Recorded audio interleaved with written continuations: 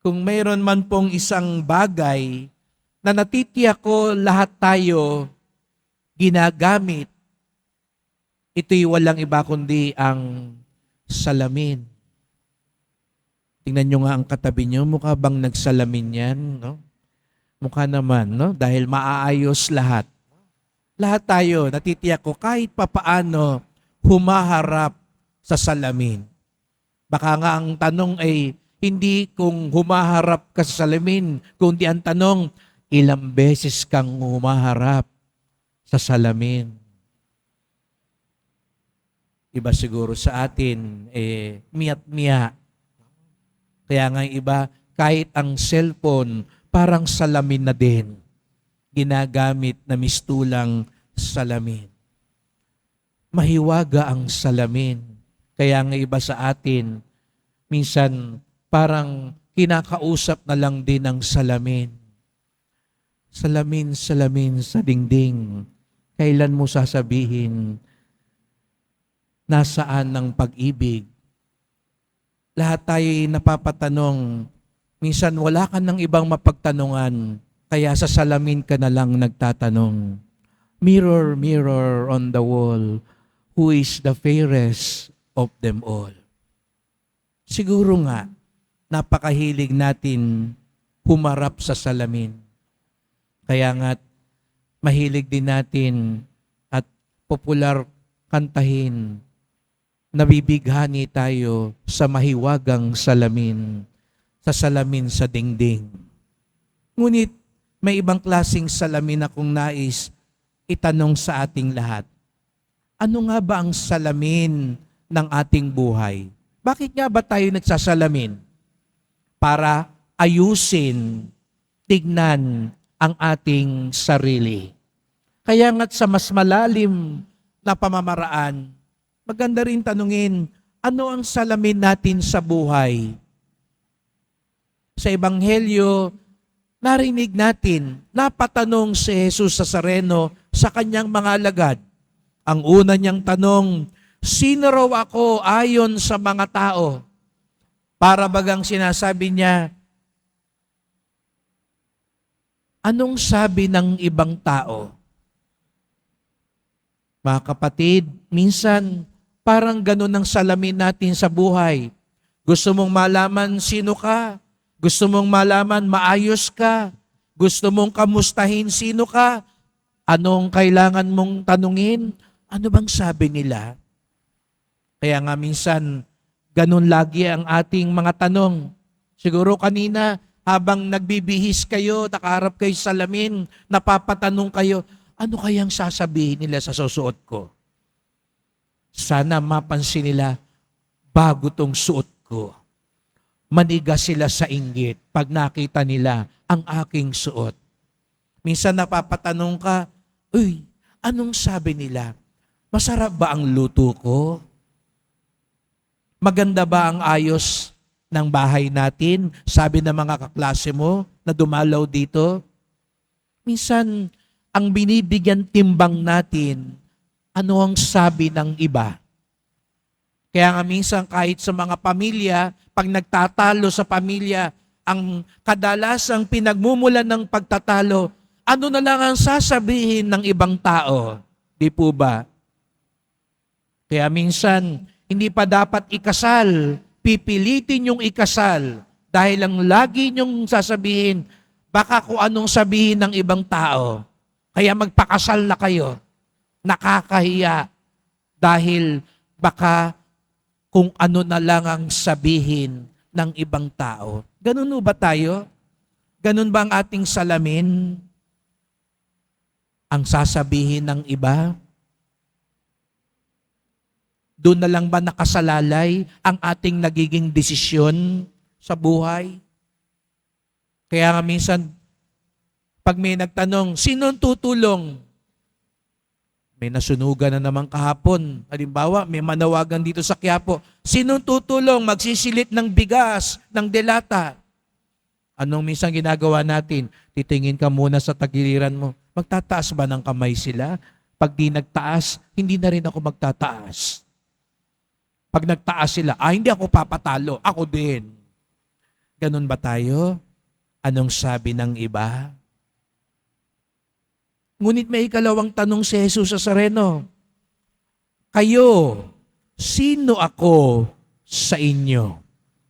Kanina, ang ating salamin ay anong sinasabi ng iba, opinyon ng iba.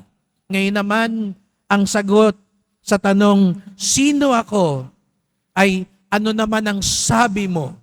Kung ang ibang tao, ang mabigat na timbang ay sinasabi ng iba, ang iba namang tao, para sa kanila, ang sukatan lang, anong sabi ko?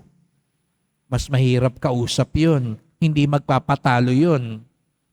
Kasi ang gusto lang niyang mangyari, yung sinabi ko. Tumigil ka na. Ito ang gusto ko. Tapos ang usapan. May ganun ba kayong kasama sa bahay? Mahirap yun, di po ba? Magsasalita ka pa lang, tumigil ka na. Papunta ka pa lang, pabalik na ako. Alam ko na yan. May mga ibang tao, pakiramdam nila, alam nila ang lahat. Kaya ang mahalaga lang, ang sasabihin ko. Yan ba ang salamin mo sa buhay? Yan ba ang iyong mahiwagang salamin at salamin sa dingding? Ang gusto mo lang, ang sinasabi mo lang, ang pinapanigan mo lang. Tama na sana si Pedro, pero nagkamali pa rin siya.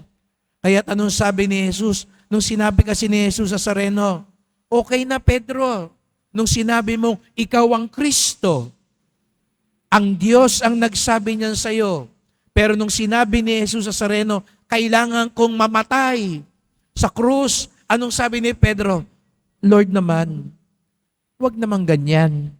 Hindi yan kasama sa usapan natin. Hindi yan ang gusto ko. Hindi yan ang sabi ng iba.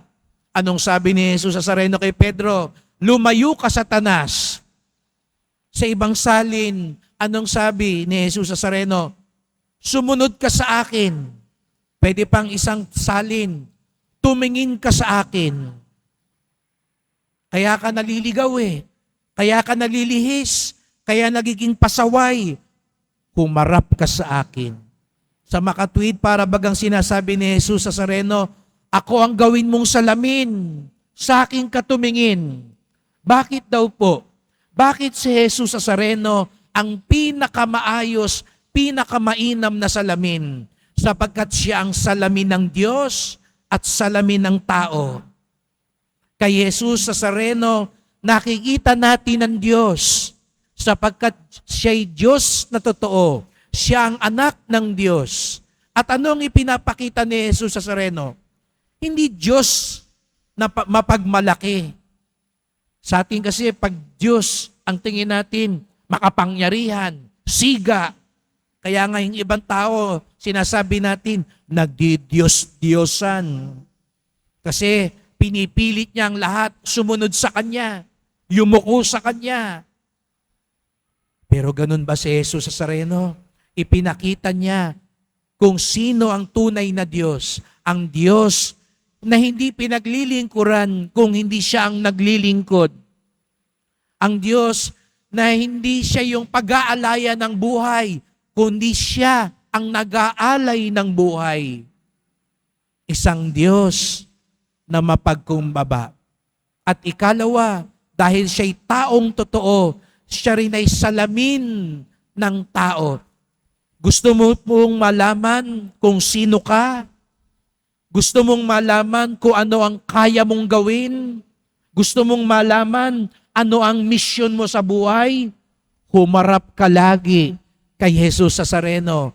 Ipapakita niya kung sino ka. Ipapakita niya kung ano ang kaya mong gawin. Ipapakita niya kung ano ang dapat mong gawin. Kaya daw tayo minsan nalilito, naguguluhan, nag-aaway-away. Ang salamin natin sa buhay, yung sinasabi ng iba. Ang salamin natin sa buhay, yung gusto natin.